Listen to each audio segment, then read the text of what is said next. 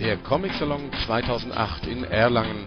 Wir berichten auf Splash Comics live in Ton, Bild, Video und Text aus dem Frankenland.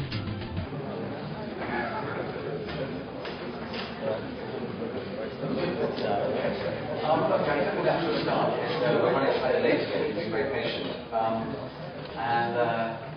want to get through, and I will stay around until 2 o'clock. We'll be joined by the Chinese guests that have been Benjamin, whose image you can't fail to see as you came in the entrance to the festival.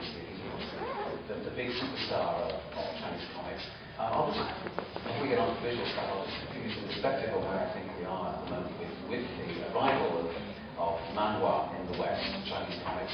Clearly, at the moment, there's a lot of interest in China because of the Olympics. Basically, it's very easy to get the press interested, and we're all curious about China, especially at the moment, the way that it's become a curious hybrid of communism and capitalism at the same time. We, of course, see China very much through Western eyes, as Westerners, and we have all kinds of questions about quite how powerful China is going to be. I recall in the late sort of 90s or so, when manga was very much on the ascendant, that there was a prediction that the 21st century would be the Japanese century. We're not quite so sure anymore. I think probably many of us now it's going to probably be the Chinese, and perhaps Indian, and perhaps Brazilian. It's going to be it's not going to be an American century. That seems to be quite clear at the moment anyway. And this is one of that whole shift in our cultural perspective and intake is a very fascinating one. Manga has really just been the first big tsunami wave of pop culture and visual influence, not just of course comics, but anime, games, live action film, graphic design, a whole fascination for Japan. But it's not just one tsunami, it's actually, of course, a whole tide, a sea change, literally, in our cultural perceptions. In the book I wrote about manga, which you can buy actually in German. It was published by Egmont, I think, about 2 years ago. I described the way that during the course of the 20th century, we've had essentially the world dominated really by American popular culture. We still are dominated by that. The Hollywood exports, the TV programs, the familiar iconic characters from comics, whether it's Mickey Mouse or Superman or whatever. But there's been this change, which is the point where, in fact, the amount, the sheer quantity of pop culture export from America has been met with almost an equal level of cultural export from Japan. Now that, in a broader context, is now covering the whole of Asia. It's not just coming from Japan itself. I think in many ways we'll look back now in some years and see that perhaps Benjamin and his work is going to have a similar impact to Katsuhiro Otomo with Akira.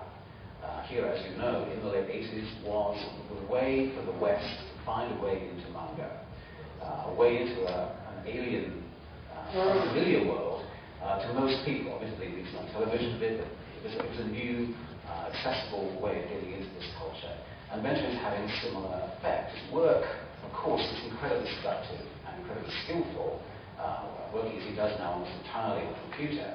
At the same time, his work has content, it has stories, it is rooted in the issues that are troubling young people in China today. The fact that they are being offered so-called freedom, but of course freedom with strings attached. They're being offered the chance to go from a communist state to a very capitalist, money-making, money-driven society. It's having a psychological effect on young people, and quite a damaging one. In fact, suicide rates are rising in China from the pressures of westernization, modernization. And Benjamin is reflecting that in some of his work, particularly Orange, which I think is really the most important work he's done, and which Tokyo Pop just translated. In terms of the subject, I think the subject I was given, didn't know it was going to be called Zwischen, und Moderne, I think, which I guess is between the old and the new. But it's quite a good description, really, because as I was discussing earlier, and you saw with Yafei La, what I think is fascinating about his work, and for me some of the most interesting work coming out of China now, which is in the exhibition downstairs, is that it is able to combine the big influence of manga, the unstoppable influence of manga, with something different, with something fresh from Chinese culture, from Chinese life. And this is where, of course, manga is having an effect everywhere. It's having an effect here in Germany. You've got a whole generation generation of new artists, Christina Flacker and others, who are producing manga-inspired work, which is still not manga. It's something definitely rooted in your culture. It's German manga or something. And these labels, I mean, frankly, the word manga, manhwa, whatever it's going to be, they're just labels, basically. They're just labels. And what we're now seeing, I think, is that just as in the late 19th, early 20th century, the word comics, as in America, became a global word.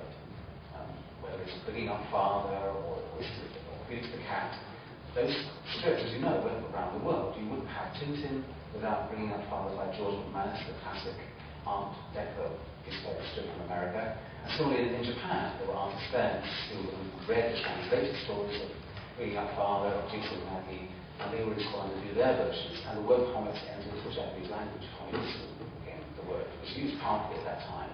And you could argue now that manga is a new global, international, boundary-less word for comics.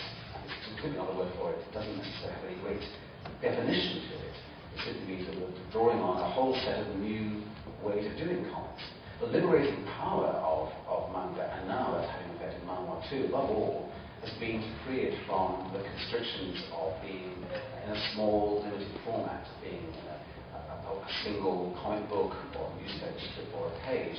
It's allowed the comic to become a fully expressive medium, as it always should have been.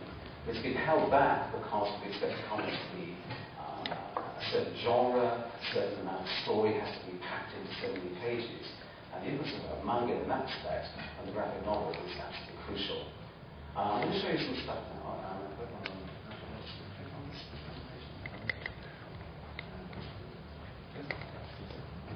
Being a Mac person, I'm not very familiar with PCs.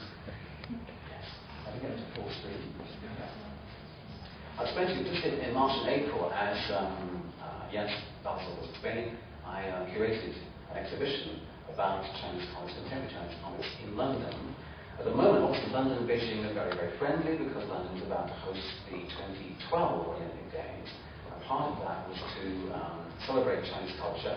We had China art now, China design now, China cuisine, etc., etc. But amazingly, they actually decided to put in comics as well, which is an indication of their interest in what's happening there.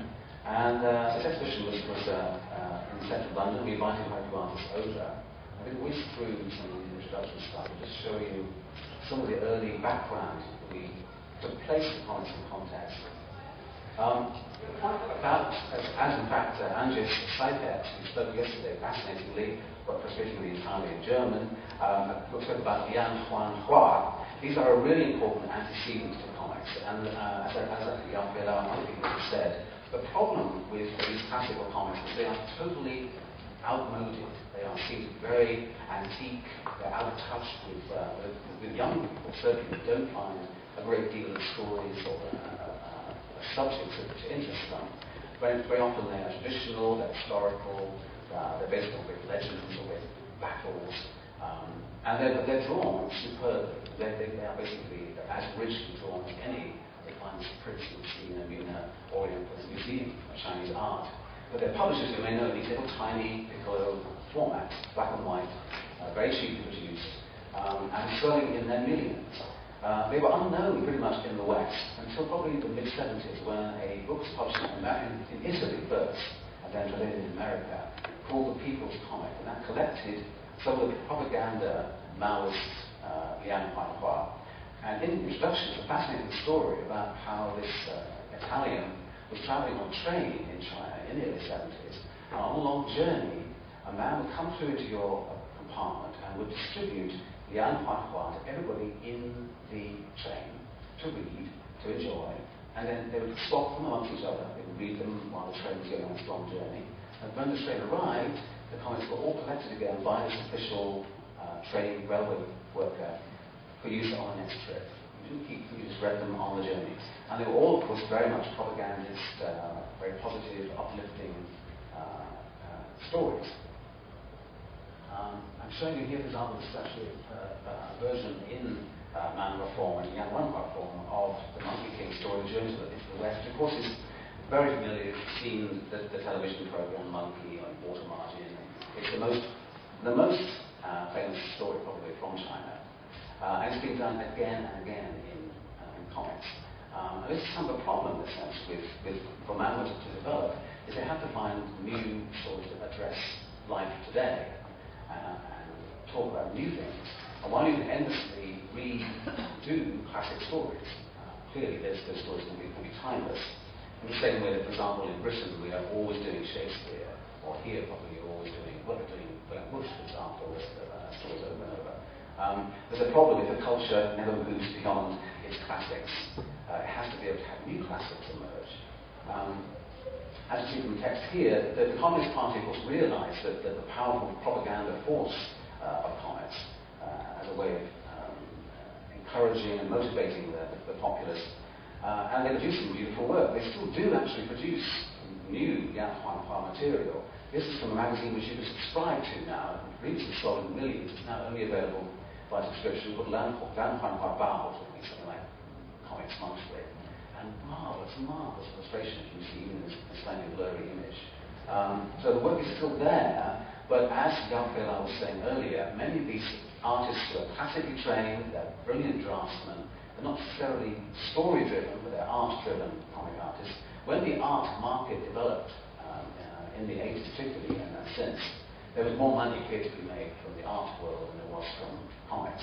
And this is why many of them have moved on, and why there's been this gap which, of course, manga is filled. Now, but I'm also jumping, just to give you a perspective here, is this exhibition downstairs only looks, of course, at mainland Chinese comics. But, of course, there's an enormous culture of comics in Hong Kong. And the exhibition I did was deliberately trying to mix the two together to show that actually there's an amazing culture there, which is partly growing out of Chinese tradition, but also making its own developments. As you see here, this began basically in the 50s when there was the break, of course, from the communist mainland, and particularly the kind of action and martial arts comics genres took off. And this, for example, is a page from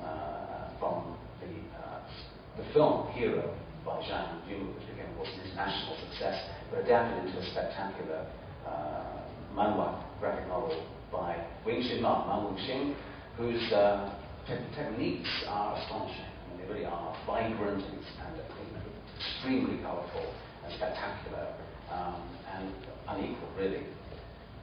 The problem, perhaps, with this whole genre is, in many ways, as so often happens in Asian countries, and it varies whether it's a superhero in America or perhaps here certainly in Hong Kong, the martial arts action character, it becomes a huge genre in itself, which tends to dominate the whole scene. It becomes the only thing you can sell. And Hong Kong suffered somewhat from that by having a very successful boom in these comics. They were selling in the millions, and in fact, great fortunes were made. But the problem is that they limit any other kind of storytelling. They become a standardized form, which is why it needs to have a new wave. And just briefly run through this presentation material, I'll show you in one moment. The new wave came out in the same way as it's done here and in Europe through artist self-publishing. As Christian Gasser was saying, I think, maybe yesterday in the awards, anyway, they're saying that basically it's artists above all who have driven change in comics, not publishers, not really. It's artists and publishers. In this case, this is a whole boom of self-published art comics during the late 80s, which paved a new way for Hong Kong comics to develop in a more personal and expressive way, breaking away, in other words, from genre. And genre is just one of the things that's great about comics. I mean, we can enjoy comedy and genre and action, adventure, but there has to be a richness to this medium beyond having just those formulas repeated. So, for example, the other step that Hong Kong comics have taken was to deal with political issues, in this case feminism. Lily Lau was the first fearless feminist artist, I say here, doing expressive stuff. Her particular comic was called Mum's Drawer is at the Bottom, which was a marvelous title, because the idea is that the mother of the household is always putting herself below everybody else in the family, and it was a complaint about how women are always at the bottom of the pecking order. One artist that we talked, for example, with Sasha here, this artist, Jihui Li, has been published in Erlangen, and his work is very much more in tune in a way, and very similar to the new art comics development we're seeing here across Europe, whether it's La Association in France or here people like Serpentine or for example. Beautiful expressive work which comes completely from writer artists who don't have a background in the mainstream, have no interest in working for big muscle-bound martial arts characters, for example. And you also have a world where, as in Germany, where you've got on avenues in magazines, satirical, very accessible, mass public comedy comics. This is a brilliant artist called Su Hack. Here he's taken the famous Hong Kong skyline and transformed them literally into Transformers robots. Each of them sort of have a party at the end here, but they become what they call harbour heroes. So he's playing with the familiar iconic buildings of Hong Kong become heroes themselves. And this artist, Mr. Clement, he's actually based now in London, and he's been one of the artists involved in the whole urban vinyl development, which is particularly big in Hong Kong, but spread around the world, and it's become an interesting avenue where people create these quirky, slightly kind of disturbingly strange-looking plastic creatures, not just as toys, they are creatures for the world. Most of the artists working them want to eventually do comics about them, they want to do a story about them. And Mr. Clement's done that with his work. I'll show you some of the artists who represent the next wave from China. We have to start, of course, with Benjamin. Although he wasn't the first, he is the one that's had the most impact internationally. And his work in many ways is not unrelated to some of the techniques, of course, of Hong Kong comics I showed you in a moment ago. The very hyper-realist, hyper-colourful art style that applies to the stories of urban youth. His background is interesting too, because he really came from a background and training in fashion, which I think gives you an interesting understanding of his work. He's able to draw, of course, women and men, for that matter, in very natural, expressive positions, poses, for example. And his stories actually are very powerful. I think we've only seen the beginning, considering how young he is, of a major writing talent as well as an artist talent. Now, I'm going to whiz through some of these. These artists, many of them have been around a bit longer than Benjamin. Chen Weidong here, for example, goes back to an early stage when they were founding studios. And as we heard earlier from Yao Fei La, many of these artists have formed studios, which is, of course, the format, the convention of production that is needed to create in volume. And the results can be still very, very effective and very, very professional. But I think what we realise is that any kind of studio thing tends to become rather a factory, rather a sausage machine, which turns out the same very high standard but rather conventional material. And where we have someone like Benjamin working on his own, for example, or other solo artists, there's room for greater freedom of expression and greater originality. But still, working at a very high standard. And we'll show you, of course, work here in French, and you may have realised, I can't be Chinese, I'm afraid. Maybe some of you can, but that's a bit of a barrier, of course. So fortunately, in the last couple of years, a publisher in France called Xiaopan has been very aggressively and successfully translating the best new Chinese comics, particularly the more attractive, colourful, vibrant work, and the book that can appeal to a French market. And I'd like to pause here just to mention this is a very interesting alliance. If you think about it, in the world I've described the two big powers of comics are American comics and Japanese manga. They're the two biggest forces in comics internationally. And as a result, particularly the Franco-Belgian world of comics, however wonderful we all know that is, has been overshadowed. It's been difficult to export, with exceptions, the market of bande dessinée. A few exceptions like Persepolis and David B. and Italy, but by and large it's been difficult. And interestingly now we have a collaboration forming between the French and Chinese markets. Very interesting one where the weak point of Chinese comics has been story. As I said, it's legends or it's maybe just moving into new stories, whereas the French have got great writers as well as artists and great publishers. They have the art book format of bande dessinée. And if you mix these two together, which is what's happening right now, I've been seeing amazing results where Chinese artists will work with French and Belgian writers and produce albums on the larger classical, large format bande dessinée album pages in full colour, and it's a tremendous marriage because I think it could be the forming of a new alliance between France and Belgium and China to create comics that I think could become a new international export. And what I think it brings with it, as I say, is an extraordinary technical ability, And it also helps that their work has a manga look, it has an Asian look. But that was the way of getting young people to pick it up. They're young people who want manga also maybe want color, they want perhaps more illustrative impact, as much luxury, just pure enjoyment of full color.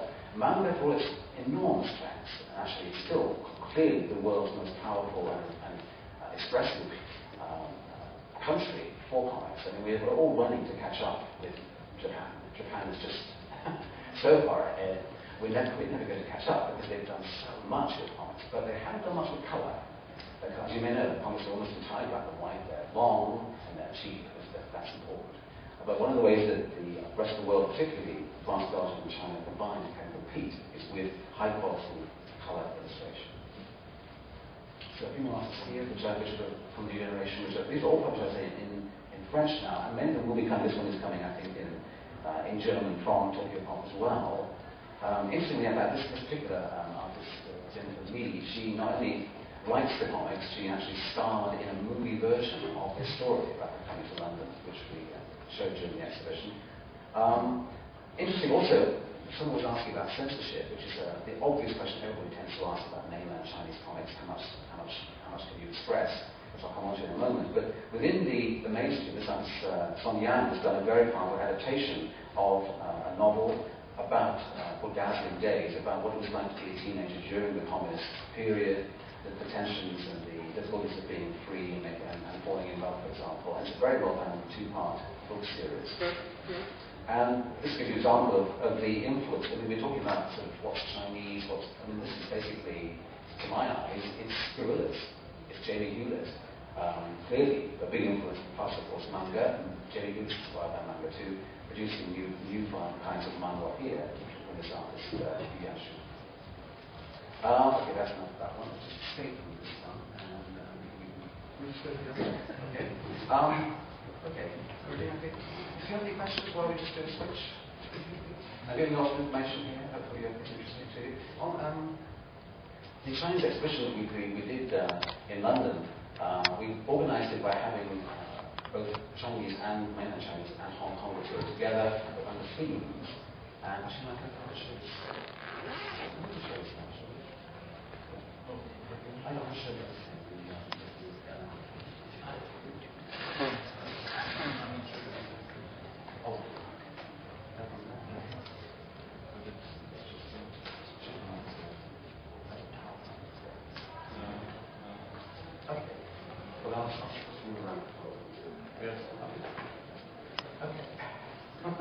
Okay, well, I have a PowerPoint here, but never mind. Let me just see if I can show you. Yeah, I think rather than repeating lots of things, I'll show you some new Chinese comics and show you what is coming out of that. Here, for example, is it the right format? Yeah.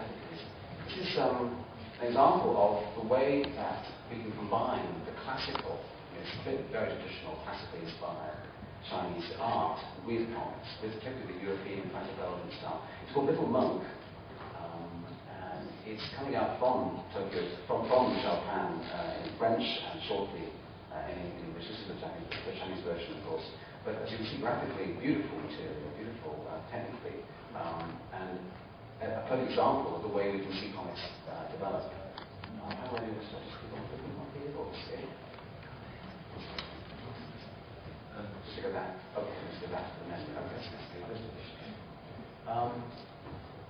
but to show you some of the other new artists, I will show you this. Sorry for the presentation. This is something by Yake La.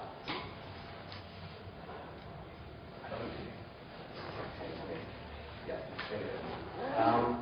And there's a lovely kind of interesting style here because you can see it's such a very bizarre science fiction story with a kind of definitely satirical element to it, which is very Chinese. It's to do with aliens who are taking control of all the domestic appliances and the electronic goods that China is now producing and also enjoying, and making them not work. And it's a whole satire on what would happen if we have to go back to not having the consumer boom that China, of course, and the whole world is enjoying. This bizarre image up here. And I think it's called the attack event of peach blossoms. And you have these gigantic aliens who look quite benign. They're not threatening at all. And I said, I mean, that image I was describing, the kind of Liang Huanhua influence on Comic-Salon life by Naukela, that I think is the dynamism, but also moments of tranquility and atmosphere, which are not uniquely Chinese, but there's a special quality to these, I think, which is special to this. I'll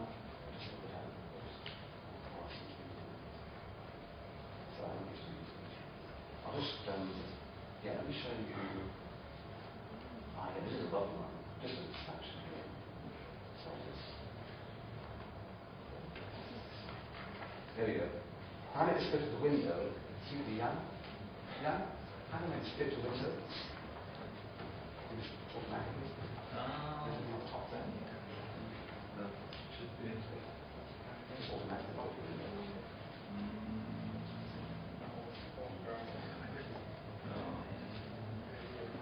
So there's a whole PowerPoint which isn't working. But, this is a guy who trains you. This is Danny Young. He's actually from Hong Kong. But he's got a very big influence on Where's the three? The other three. That's there. Nice. Isn't that lovely? He does these beautiful conceptual comics, and has moved from the world of comics. He's actually one of the founders of the modern Hong Kong school of comics. And managed to make a transition into fine art and all kinds of other communication projects. And recently had an exhibition of his fine art in Shanghai. But his fine art is still comics, essentially. It's still, in fact, what he does is he'll take these comics, put them on the floor as large blow-ups, which you can kind of walk around, which are gigantic sort of jigsaw puzzle of these comics. Marvelous work. He was definitely a starting point for the Hong Kong modern scene. This guy, for example. This guy is Fred Young. I haven't shown you his work. Again, this is an automatic key. Anyway, sorry, but he began a magazine called Cockroach, which was a large format experimental magazine in the late 80s. And you'll see he's actually bilingual, very clever. He did both in Chinese and in.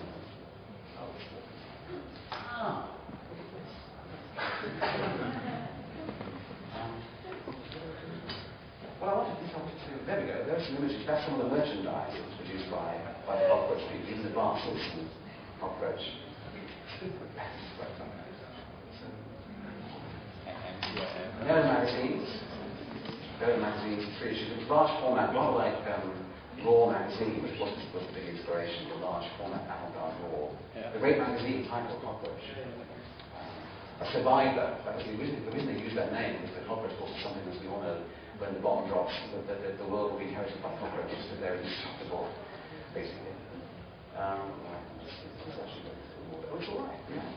This, by the way, that's the group of people when we were in London, with the various artists in the back there.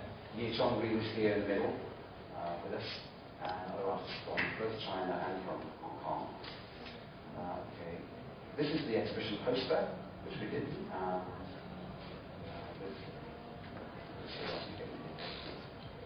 Okay, and so it's all kind of random here, so you'll bear with me. I want to talk to you about Coco Wang. Coco Wang is a young Chinese artist who's grown up there since her teenage years in the UK. And one of the genres you may not have heard of, I haven't heard of before, is called Tu Wen. Tu Wen are loose, cartoony, diary, journal kind of comics, which actually came as an influence from Japan, from manga. And they're often drawn by women. They're often drawn in a quite loose style, not sort of finished, as it were. But they're very funny, and they've become bestsellers, in fact, in China, translated from Japan, and now local artists in China do something too. This is her experience in life drawing as a young teenage Chinese person who's only ever drawn porcelain busts. Because in China, you don't do life drawing from nude people, basically, you do them from porcelain busts. So it's her complete shock, as you can see, that the convention at the bottom there. The typical manga jaw-dropping image when she sees the first naked woman at a very young age, has to draw her. Right, so this is some work by Chi Hoi Lee, I was mentioning from Hong Kong, and so this is all rather random because of the PowerPoints. But this is beautiful work, as you can see here, and it's absolutely in tune with the avant-garde, the art comics that are coming out from Europe. That's not accidental, as we said, the internet, contact with international press is creating this flow of ideas and flows of ways comics can be done. There are sparking changes wherever it's seen.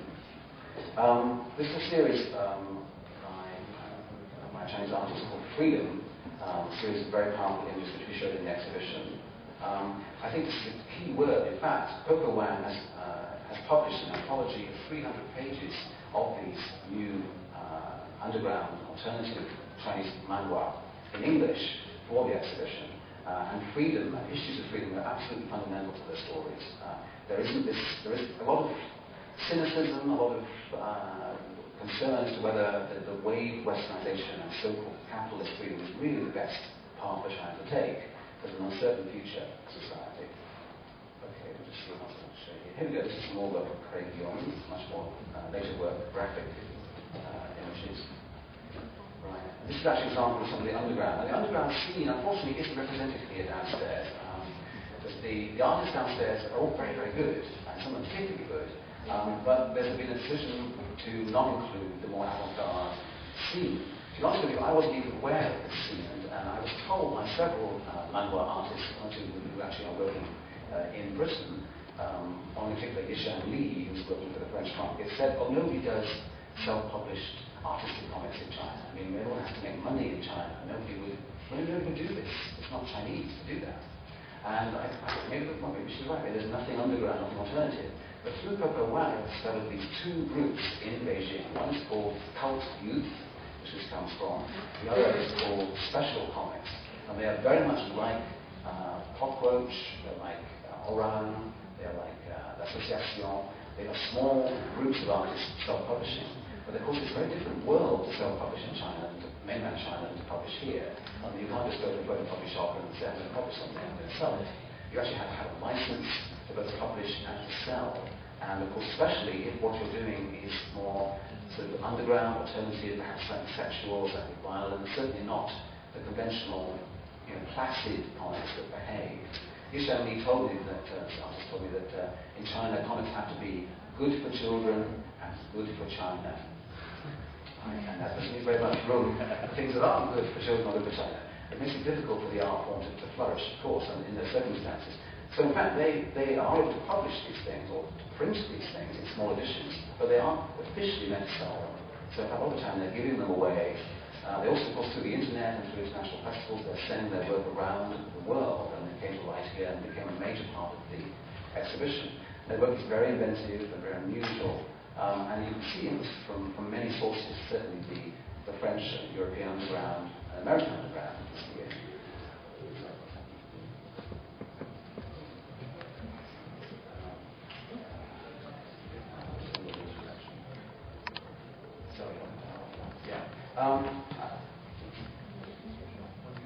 Well, yeah.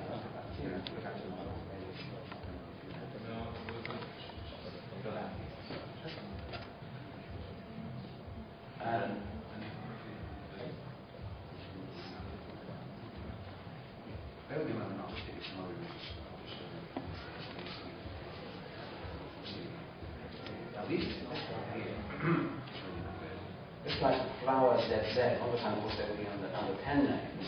And he's done a complete, purely silent comic strip about a world which is undoubtedly related to Chinese society, but also into a science fiction world. As we know, science fiction is the perfect way to comment on present-day society.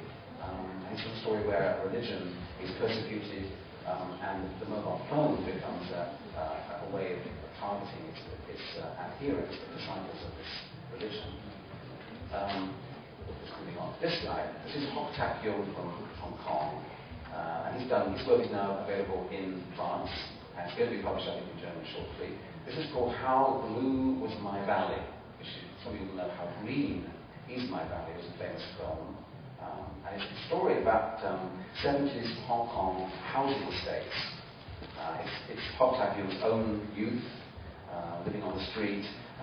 People recognize instantly that such a frying fish in the street, barbecuing fish in the street. It's a very typically Hong Kong story. But what's wonderful about it is also very personal and universal. You can understand the culture. As Jacqueline Bench was saying, you don't have to be an expert in Hong Kong history to get a sense of what life was like for Hok Tak Yung when he was growing up. It's also a wonderful image by Hok Tak Yung. He's a master, but he's a very unassuming one, of Photoshop and computer graphics. This is a kind of ghost parade rushing through the middle of the city. Of course, this is the typical flashy art which still exists. This is by Tony Wong. The market is still there for these spectacular martial arts comics, but it is diminishing. And as a symbol of that, this August, the annual Comic-Salon Comics Festival, which has always been rooted in this very mainstream culture, has invited some of the alternative underground and different kinds of artists into the festival, because they are brilliant that they have to include them. Right, so we'll just do it. This is Gigi, one of the artists published by Zhao Han, I think to come shortly in German too. Very beautiful material.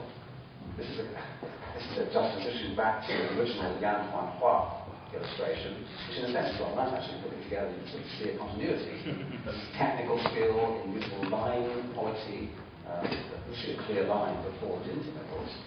And we should be surprised that clear lines are dominant force in Chinese comics. After all, Chan, the young student, who's only actually a year younger than Hergé, taught Hergé the skills of Chinese calligraphy when he produced the Blue Lotus. So the foundations of Lovely Claire come out of Chinese calligraphy and line art. This is a spectacular modern version of Journey into the West. Right now. It's all done in this spectacular color, and I think will be probably a successful export, deserves to be.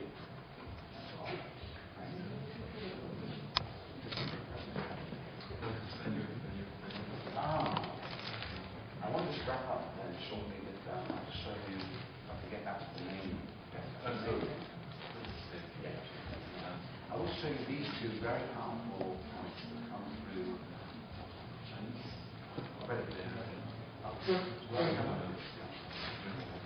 Okay, scroll down. This is, let's see close up. These are two comics I want to read out to you, just very briefly. I hope. You may have seen in the square the giving away flyers about the Chinese earthquake, and these are two comics by Purple Wang, which is posting on the internet. 40th of May, in Sichuan province, the 6 hours after the earthquake, the chance of survival was decreasing every second. A girl of 20 was finally rescued from the ruins. It took 160 soldiers to make the operation successful. I'll go back to that. I'll go back. Sorry, bear with me, it's worth staying for.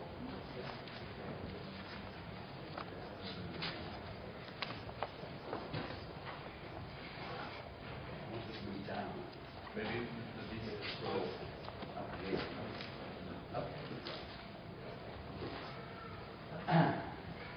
Okay, but after 56 hours suffocation without food and water, she was in very bad shape. They did not wake her up. You have seen that. Her brother shouted and cried. It's her birthday today, we were going to celebrate. All 160 soldiers were present and sound until suddenly the voice started singing, "Happy birthday to you." All 160 soldiers sang Happy Birthday song in unison. Lots of them were crying. The pain was beyond words. And then she opened her eyes. On her 20th birthday, she received a gift of life. And another one I'll show you. She's doing this every day. She's taking stories out of the Chinese press, which we don't really hear about these stories here. Things are terrible in China, it's bad, etc. She's taking actual stories of what's happening in China, posting them on the internet, and getting the word out about what happened. There's another story here, what we did.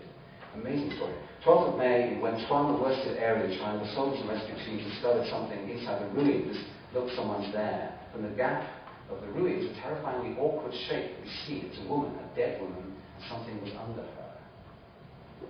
A dead mother protecting her baby. She was cold and stiff, kneeling, hands on the ground. She looked like a divine worshipper of the ancient age. The baby was totally unharmed, sleeping in heavenly peace. Inside the baby's blanket, we found a mobile phone with a message on the screen. My dear sweet child, if you can survive, always remember I love you. The baby had lost his mother, but he will live his whole life knowing he possesses the greatest love in the whole world. There you go, excuse me. So that shows you how powerfully comics can communicate now through the internet, and Coco Wang is a young artist there doing that in Beijing with the underground movement. We're not quite yet seeing in Europe. Hopefully we will in the near future. I'll wrap up now. I've talked too much. Do you have any questions, or we'll move on to the Chinese guests? Any questions from people? Could you give us the website of Coco? Yeah, actually, you can come to my website. It will be posted there. Just my name, paulgravette.com. Emails will be on there every day. Yeah. What about the reader for the London exhibition? Did I understand it correctly? Is it on sale? The book, you mean? Yeah. Yeah, it is. It's available through Comic-Salon's site. So if you go to my website, there's a link to her site. But she's produced a very small number. They're £25. And she produced them digitally and it's $4.25. But they're all in English and you can read the complete stories from the New Underground in China. Yeah. Thank you very much indeed.